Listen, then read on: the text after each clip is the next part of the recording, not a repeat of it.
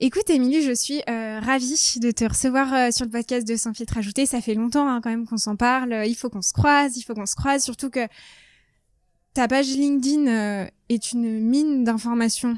Mais je pense pour énormément d'auditeurs qui nous écoutent, enfin, franchement, c'est extra ce que tu fais. Donc voilà.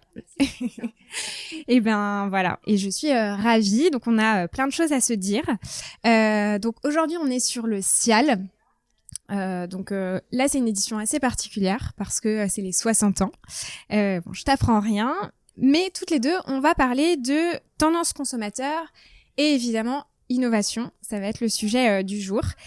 Pour commencer, Émilie, est-ce que tu peux te présenter pour les auditeurs qui nous écoutent et puis nous expliquer peut-être rapidement ton parcours, qu'est-ce qui t'a amené aujourd'hui à être directrice business Insight chez Circana?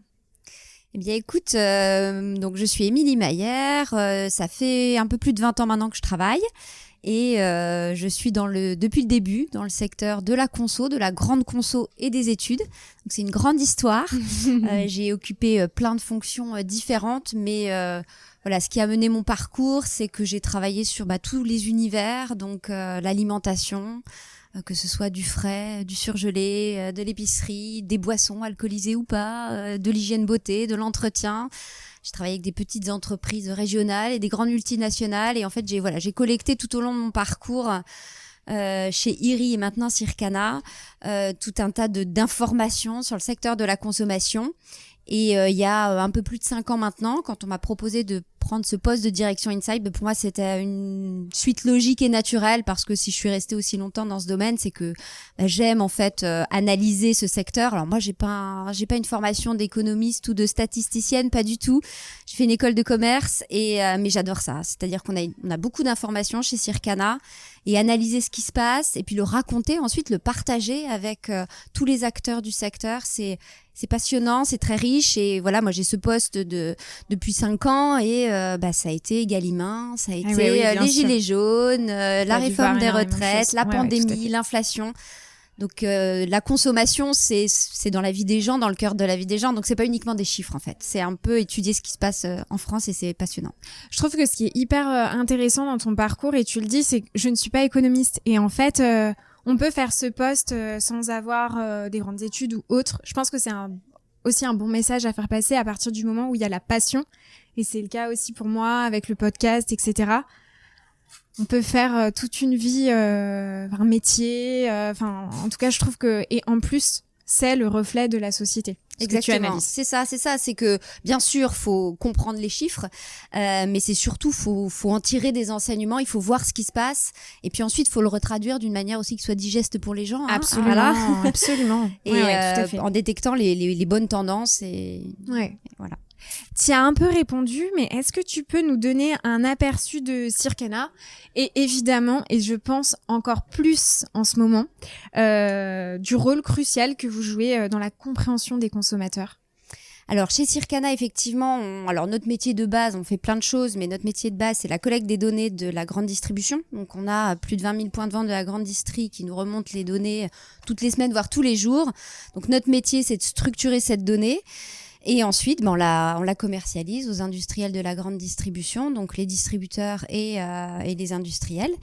Et on accompagne ça d'analyse, bien évidemment. C'est pas uniquement le chiffre, et donc c'est absolument crucial pour tous les acteurs pour savoir où ils en sont, comment évolue leur marché, quelles sont les tendances, quel est l'impact des actions qu'ils mènent sur leur performance, et puis comment faire mieux. Donc voilà, c'est une donnée de pilotage quotidien chez nos clients. Est-ce que tu trouves, toi, avec ton expérience, t'es resté quand même très très longtemps, tu es depuis très longtemps chez Circana, dans l'analyse de données, que ce soit distributeur, fournisseur, il y a une volonté de comprendre davantage le consommateur et ce qui se passe sur le marché, avec notamment la succession de crises qu'on connaît? Absolument, et je pense que c'est le fait que les crises s'enchaînent, mais que le marché se durcisse aussi, on en reparlera, mais comme la dynamique est plus vraiment là, forcément ça fait se poser des questions qu'on se pose un peu moins quand le marché évolue de plus 3-4% tous les ans. Absolument. Alors justement, on va en parler de la consommation alimentaire qui est plus que chamboulée en ce moment. Est-ce que tu peux nous donner quelques éléments sur comment se porte actuellement la consommation alimentaire en France, même si ceux qui nous écoutent ont déjà pas mal d'insights, j'en suis sûre, mais peut-être tous circuits de distribution confondus. Et est-ce qu'il y a des circuits qui se distinguent particulièrement pour leur atypisme vis-à-vis de leur performance d'un point de vue négatif ou positif ? Alors la consommation alimentaire, c'est vrai que c'est pas évident de suivre l'exhaustivité de la consommation alimentaire parce qu'il faut mettre bout à bout tous les commerces et puis la restauration. Mais on va dire de manière générale, la consommation alimentaire, elle est plutôt légèrement à la baisse depuis quelques années pour des raisons diverses. Alors bien entendu, tous les acteurs se portent pas de la même manière. Ce qui va très bien, c'est le digital, bien évidemment, qui se développe énormément, qui a eu un énorme coup de boost avec la pandémie et puis finalement un revers assez modéré. Et par exemple, en grande distribution, le drive, c'est le seul secteur qui se développe vraiment franchement en volume. On peut évoquer aussi les commerces traditionnels, type les boulangeries. Voilà, qui se diversifient, qui s'adaptent énormément aux nouveaux modes de consommation, qui vont bien, les magasins bio qui vont bien aussi. Et puis les spécialistes type Grand Frais, voilà, des enseignes assez exemplaires en termes de croissance. Après, il y a des endroits où c'est moins bien. Les hypermarchés souffrent, par exemple, beaucoup depuis plusieurs années. La restauration, c'est compliqué aussi. La restauration n'a pas retrouvé son niveau de fréquentation d'avant la pandémie. Ça s'améliore, mais ça reste difficile. Et donc, au global, une consommation alimentaire plutôt légèrement baissière en France. Et un consommateur qui fragmente ses courses, qui visite de plus en plus de circuits, différents circuits, et ce qui montre effectivement ce que tu dis tout à fait au niveau des chiffres. Donc les causes, t'en as parlé. Est-ce que tu peux nous parler aussi des grandes évolutions des produits consommés par les Français au cours des dernières décennies ? Est-ce qu'il y a des tendances qui se dégagent ? Alors déjà, quantitativement, on l'a dit, la consommation, elle augmente plus beaucoup, elle baisse légèrement. Et pour comprendre ça, faut voir quels sont les méga facteurs qui drivent un peu tout, parce que on dit beaucoup que la consommation baisse à cause de l'inflation. C'est sûr qu'il y a une causalité, mais il faut analyser la démographie. Et analyser la démographie, ça se fait sur le temps long, parce que notre population, elle évolue doucement, mais sûrement vers une croissance de moins en moins marquée. Ça fait quelques années maintenant qu'on fait qu'un plus 0,3, plus 0,2 en termes de population. Donc forcément, il y a un réservoir de croissance mécanique pour l'alimentation qui est moins important qu'il ne l'était par le passé. Et puis le profil de la population change. C'est-à-dire qu'il y a moins de bébés, il y a de plus en plus de personnes plus âgées. Et ça influence aussi assez fortement la consommation. Et on a un secteur de la grande consommation qui doit s'adapter aussi à ces évolutions, au fait qu'on est sur des ménages qui sont de plus en plus petits. Quand on est seul ou à deux, on consomme pas tout à fait de la même manière. Le modèle familial évolue, donc tout ça fait évoluer la consommation. Et un autre facteur qui joue sur la consommation au long cours, c'est l'environnement, la santé, qui sont des préoccupations qui ne sont pas nouvelles, qui ont été renforcées par la pandémie, notamment la santé. Donc on voit quand même, quand on regarde sur la dernière décennie, bien sûr, on a toujours envie de se faire plaisir quand on mange. Il y a qu'à voir le top des innovations tous les ans. Oui. C'est des produits vraiment plaisir. Et je pense que toutes les années un peu difficiles qu'ont les consommateurs derrière eux, ça force un peu ce besoin de plaisir coupable. Mais on voit quand même que l'alimentation se végétalise. Alors peut-être pas au rythme qu'il faudrait, mais tout de même que les alternatives végétales progressent, les légumineuses progressent dans la consommation, les boissons végétales aussi. Donc voilà, on a cette double évolution de... on a de moins en moins de temps, on a besoin de produits pratiques et en même temps, on essaye de faire un peu plus attention à ce qu'on consomme. Donc voilà, c'est un paradoxe. Exactement. Et tous à notre échelle, on est bourré de paradoxes dans notre consommation. Absolument. C'est intéressant ce que tu dis et je trouve que c'est bien aussi que quand tu l'évoques, que tu prennes de la hauteur sur la consommation aujourd'hui. Effectivement, on parle de déconsommation et souvent, on a tendance à faire un raccourci. Forcément, il y a de la déconsommation parce qu'il y a l'inflation. Et je trouve que c'est bien aussi que tu parles de démographie, de composition des ménages qui sont complètement différents par rapport à... Enfin, complètement différents. En tout cas, il y a une évolution qui explique aussi cela. Aujourd'hui, on l'a dit, on est au SIAL, donc un salon qui permet de découvrir et de mettre en lumière les innovations alimentaires. Une question que beaucoup de marketeurs et autres se posent. Finalement, c'est quoi le rôle des innovations dans le secteur ? Est-ce qu'on continue d'innover ? Est-ce que les innovations continuent de performer ? Quel diagnostic on fait aujourd'hui ? Alors les innovations, elles sont pour tout marché, elles sont cruciales et sur l'alimentaire également. Mais c'est vrai que depuis une petite décennie, on assiste à chaque année qui passe des innovations qui apportent de moins en moins de volume et de valeur au marché de la grande consommation. On a atteint vraiment l'année dernière, en 2023, un plancher très très bas. Les innovations faisaient même pas 1% du chiffre d'affaires du secteur l'année dernière. Donc ça va s'expliquer par, je dirais, 2 grandes raisons. Il y a moins de produits qui sont lancés parce que on est en grande distribution plutôt dans des phases où on enlève des références des rayons parce qu'il y a déjà beaucoup de produits dans les magasins. Donc c'est vrai que on hésite à lancer des produits parce que quand on lance quelque chose, il faut, en tant que marque, il faut retirer un produit. Et voilà, ça rend le choix compliqué. Donc, il y a moins de produits qui sont lancés. Il y a aussi moins de produits qui sont lancés parce qu'il y a moins de moyens. C'est vrai que l'inflation, elle a mis en tension beaucoup d'industriels. Et puis, au-delà du fait qu'il y ait moins de produits, chaque produit lancé est un peu moins performant. Et ça s'explique par aussi plein de raisons. Mais on a passé là une petite décennie à améliorer la qualité des produits, à lancer des produits bio, des produits sans. C'est une bonne chose, c'est important pour la mue du secteur, mais ce ne sont pas vraiment des innovations pour les consommateurs. Ce sont des déclinaisons mieux disantes de produits qui existent déjà. Il y a aussi beaucoup de changements d'emballage, de reformulation qui ne sont pas vraiment des innovations. On estime l'année dernière qu'un produit sur 5 était une vraie innovation. Donc forcément, ça réduit la performance du produit quand il apporte pas forcément quelque chose de vraiment nouveau. Et puis, il faut dire aussi que ce qui fait le succès un produit, il peut être super dans son concept. Après, il se retrouve dans un environnement grande distribution où il y a des milliers de produits et il faut qu'il soit vu. Et ça, c'est le premier obstacle à franchir, c'est comment je rends visible le produit. Après, une fois qu'il est vu, comment je le rends compréhensible finalement, parce comment qu'il faut je l'explique. faut que les gens comprennent ce que c'est, et puis il faut que ça fasse envie. Bien Donc en sûr. fait, c'est un parcours d'obstacles pour les innovations qui est très important. Et ça, c'est aussi plus compliqué parce qu'il y a un peu moins d'investissement sur les forces de vente, par exemple, sur le personnel dans les magasins pour faire émerger ces produits-là. Donc les innovations, elles sont historiquement là, un peu en baisse, mais 2024, ça annonce un meilleur cru. On le voit sur le ciel d'ailleurs, un peu plus de lancements. Des lancements les 6 premiers mois de l'année sont assez prometteurs. Donc je pense que le gros du dur est derrière nous sur les innovations et que là, on va essayer de renouer avec des produits qui, de nouveau, apportent des choses au marché et le remettent un peu en croissance. Comment on explique justement cette tendance plutôt à la hausse et ce revirement finalement de situation? Alors même si c'est des analyses à très court terme, qu'est-ce qu'on peut en dire? Je pense qu'il y a à la fois un sujet de nouveau des moyens qui sont peut-être un peu là, parce que l'inflation s'est quand même bien tassée, et puis peut-être un temps qu'il fallait prendre pour comprendre ce qu'attend le consommateur après toutes ces années de consommation très perturbée, pour se réaligner finalement sur les attentes et de nouveau répondre de manière pertinente aux besoins. On en a parlé, ces années, elles ont été marquées par de multiples crises. Tu l'as dit, Covid, gilets jaunes, etc.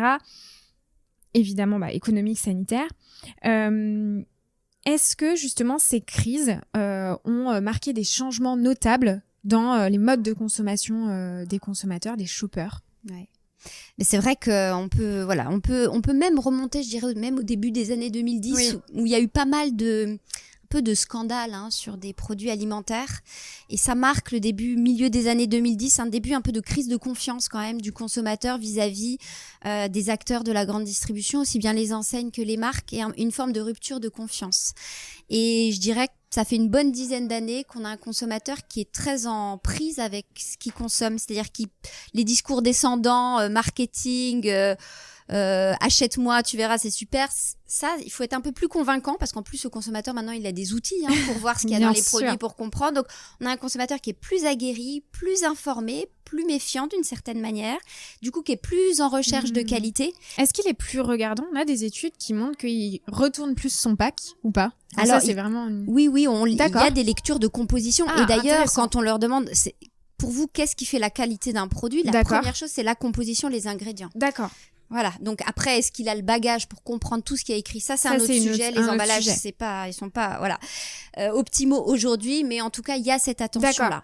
Et je dirais que les 4 dernières années, que ce soit le Covid ou l'inflation, Ça a rendu le consommateur extrêmement agile parce qu'il a dû s'adapter. Au moment du Covid, il a dû s'adapter. Il a commandé massivement en ligne. Il a pris les produits qu'il trouvait dans les rayons. Il a ajusté sa consommation. Avec l'inflation, c'est pareil. Il a revu son répertoire de consommation en termes de circuits, d'enseignes, de marques. Donc, on a un consommateur qui est très agile. Et je dis depuis tout à l'heure un consommateur, mais il y en a pas un, il y en a plein.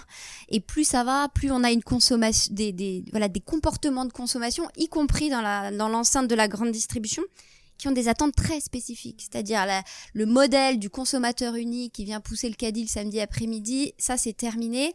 On a chez Circana identifié par exemple 12 ce qu'on appelle des conso-styles territoriaux, c'est-à-dire au moins 12 groupes de consommation différents en grande distribution. Ça nécessite aussi de s'adresser plus finement à chacune de ces personnes si on veut espérer progresser dans ce marché qui est de plus en plus difficile.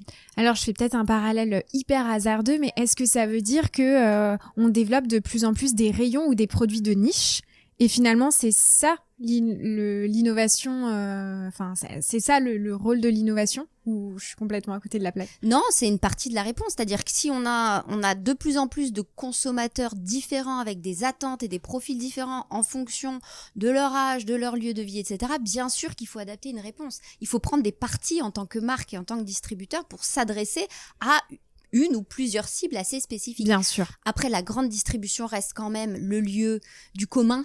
Tout le monde franchit au moins une fois dans l'année la porte d'un magasin de la grande distribution. C'est sûr. Donc, il y a aussi ce besoin quand même de démocratiser les consommations, mais important de s'adresser de manière de plus en plus spécifique, bien évidemment. Et donc, de casser cette fameuse moyenne, puisqu'on a une moyenne qui, aujourd'hui, veut plus dire grand-chose. Et ce qui explique aussi le triomphe des indépendants qui vont répondre davantage ou encore plus finement à un secteur géographique et à un profil type de consommateur. Émilie, j'ai une dernière question pour toi. Évidemment, comme beaucoup de marques ou autres, on a envie d'avoir un temps d'avance et on a envie de se projeter dans l'avenir et on aimerait bien avoir une petite Madame Irma qui nous dit sache que dans les années qui viennent, ce sera ça qui marchera ou ça qui marchera pas. Est-ce qu'il y a des premières tendances qui se dégagent pour les années à venir, ou en tout cas même on peut parler d'un peu plus du court terme 2025? Alors, moi je pense que là depuis 4 ans, tous les acteurs sont dans l'ultra court terme et dans la réactivité. Et c'est ce que j'évoquais tout à l'heure. Pour moi, il faut avoir au moins la double vision, et il faut regarder un peu plus loin. Et ce qui me semble primordial pour naviguer dans le monde qui arrive, c'est de prendre en compte ce qui structure la consommation sur le temps long. Et ce qui structure la consommation sur le temps long, c'est la démographie. Aujourd'hui, la grande distribution souffre de la baisse de la natalité parce qu'il y a beaucoup de marchés liés au bébé. Mais comment on peut profiter des évolutions démographiques? Comment on s'ajuste en fait sur ce nouveau profil de la population française pour en faire un axe de croissance et pas subir le fait qu'il y ait moins d'enfants par exemple. Donc ça, pour moi, ça c'est un gros enjeu. Il faut s'adresser aux seniors et bien s'adresser aux seniors. Il y a un autre enjeu qui est l'enjeu climatique, bien évidemment. Comment on profile les assortiments dans les magasins pour répondre à ça, parce que la consommation, c'est moitié ce que fait le consommateur, mais c'est aussi pour moitié les produits qu'on lui met devant le nez. D'où un catégorie management responsable, et je crois que tu vas bientôt prendre la parole sur le sujet. Exactement. Et le troisième enjeu pour moi, c'est de maîtriser la data et notamment l'intelligence artificielle, parce que ça va permettre d'être justement plus pertinent, plus précis. Et quand il y a plus de croissance au global, il faut aller la chercher précisément. Bien sûr. Et je suis convaincue que on est encore vraiment au balbutiement de ce qu'on va pouvoir faire avec tout ça, et ça va permettre d'améliorer l'efficacité des actions des marques et du coup leur permettre de continuer à innover. Donc voilà, pour moi c'est vraiment la maîtrise de la tech, les enjeux environnementaux et la démographie, vraiment. Et si je peux me permettre, sur la maîtrise de la tech, je pense que demain il y aura 2 types d'entreprises qui se distingueront. Évidemment celles qui auront pris le pli très rapidement et qui auront une longueur d'avance mais conséquente par rapport à ceux qui n'auront pas réussi à prendre le pli. Et là, il y a vraiment un enjeu pour les marques. C'est pas un marathon, c'est une course. Donc voilà. Écoute, Émilie, j'ai été ravie. Merci beaucoup. Où est-ce que les auditeurs peuvent te retrouver s'ils ont des questions, des remarques à t'adresser sur l'épisode? Eh ben, ils peuvent me retrouver sur LinkedIn, par exemple. Sans surprise. Merci Salomé, merci beaucoup. Merci beaucoup, merci à toi.